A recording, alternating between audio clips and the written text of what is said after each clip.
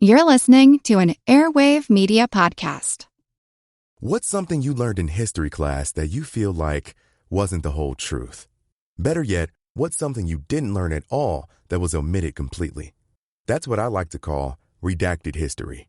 My name is Andre White, the host of the Redacted History Podcast, the place where history's forgotten events, heroes, and villains get their story told, one episode at a time. The Redacted History Podcast. Real history never dies. Stream the Redacted History Podcast on Apple Podcasts, Spotify, or wherever else you get your podcasts.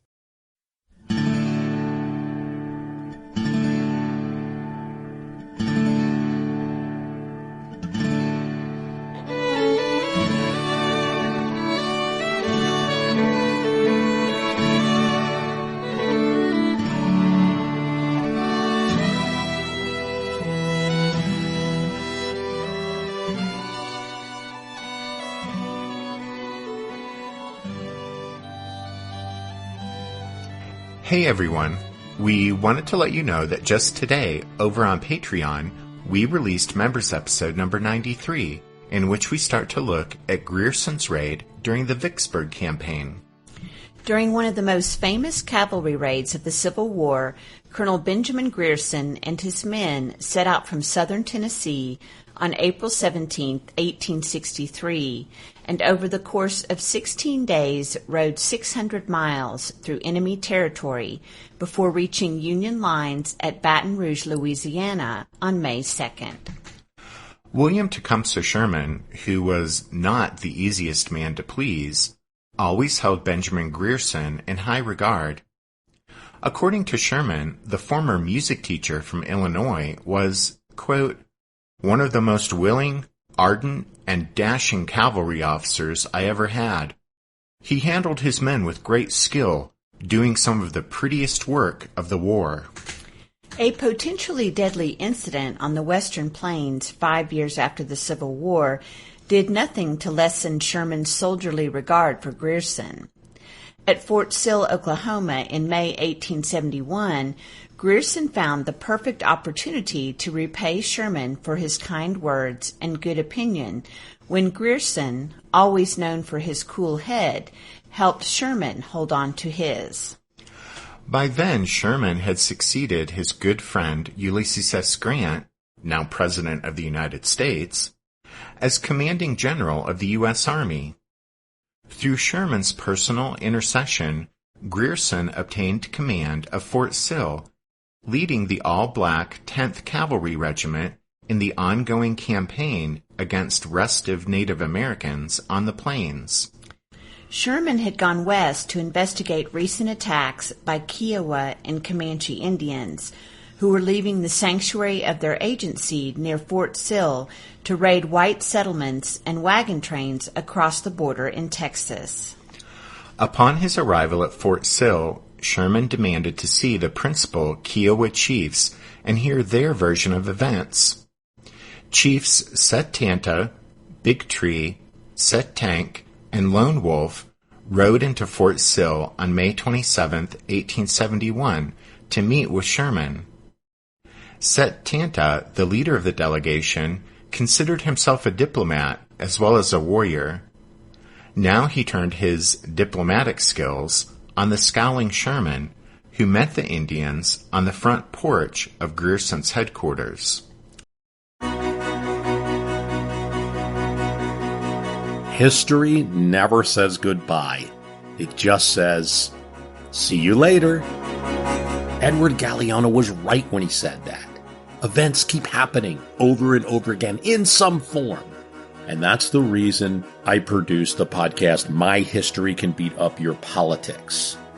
What is it? We take stories of history and apply them to the events of today to help you, perhaps, understand them better. We are also part of Airwave Media Network. I've been doing the program since 2006. That's a long time, and the show has a long name. My History Can Beat Up Your Politics. Find me wherever you get podcasts.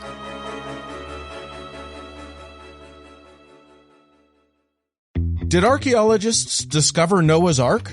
Is the rapture coming as soon as the Euphrates River dries up? Does the Bible condemn abortion? Don't you wish you had a trustworthy academic resource to help make sense of all of this? Well, I'm Dan Beecher, and he's award-winning Bible scholar and TikTok sensation Dr. Dan McClellan, and we want to invite you to the Data Over Dogma podcast, where our mission is to increase public access to the academic study of the Bible and religion, and also to combat the spread of misinformation about the same. But, in a fun way. Every week we tackle fascinating topics, we go back to source materials in their original languages, and we interview top scholars in the field. So whether you're a devout believer, or you're just interested in a clear-eyed, deeply informed look at one of the most influential books of all time, we think you're going to love the Data Over Dogma podcast, wherever you subscribe to awesome shows. Complaining bitterly, and not without cause, of government mistreatment of his tribe, Setanta freely admitted that he had personally led the most recent raid into Texas, which had resulted in the deaths of 7 teamsters and the theft of 41 mules. Sherman ordered the immediate arrests of the chiefs. At that, Setanta threw off the blanket he was wearing and grabbed for a revolver. The others followed his lead. However, Sherman had anticipated trouble and shouted an order. The shutters on the headquarters porch windows flew open, revealing several troopers from the 10th Cavalry with their weapons aimed at the Indians. "Don't shoot! Don't shoot!" Setanta yelled. At that moment, the last Kiowa chief, Lone Wolf, arrived with a bow and arrow in one hand and a Winchester rifle in the other. He took a seat on the porch, handing the bow and arrow to a tribesman named Stumbling Bear, but keeping the cocked Winchester in his lap. Stumbling Bear, perhaps misunderstanding Lone Wolf's intentions, suddenly drew back the bow and aimed an arrow at Sherman, but another Indian hit his elbow, deflecting the shot. Then Lone Wolf leveled his rifle at Sherman, but before he could fire, Grierson tackled him, knocking him to the floor. The Indians were led away in chains, and Sherman was left with yet another reason to value the services of the quick-thinking, quick-acting Grierson, who had saved him that day from certain death.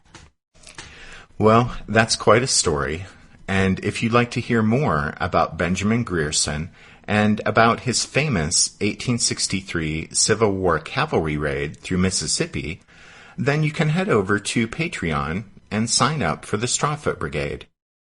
The Strawfoot Brigade is a great way for you to support the podcast, which we appreciate, and you'll get access to over 90 members' episodes, which we hope you'll enjoy listening to. There's a link on the podcast website, which is www.civilwarpodcast.org, which will take you to the show's Patreon page. Tomorrow, we'll release episode number 291 of the podcast, and after all this time, it's really a matter of passion and persistence and hard work on our end to keep the show moving forward.